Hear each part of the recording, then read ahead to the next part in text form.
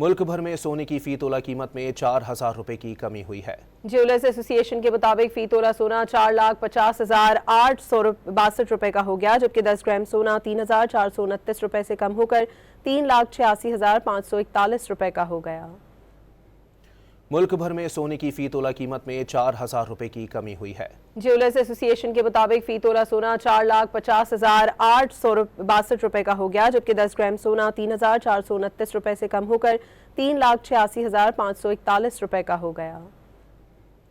मुल्क भर में सोने की फी तोला कीमत में 4,000 रुपए की कमी हुई है। ज्वेलर्स एसोसिएशन के मुताबिक फी तोला सोना 4,50,862 रुपए का हो गया, जबकि 10 ग्राम सोना 3,429 रुपए से कम होकर 3,86,541 रुपए का हो गया। मुल्क भर में सोने की फी तोला कीमत में 4,000 रुपए की कमी हुई है। ज्वेलर्स एसोसिएशन के मुताबिक फी तोला सोना 4,50,862 रुपए का हो गया, जबकि 10 ग्राम सोना 3,429 रुपए से कम होकर 3,86,541 रुपए का हो गया।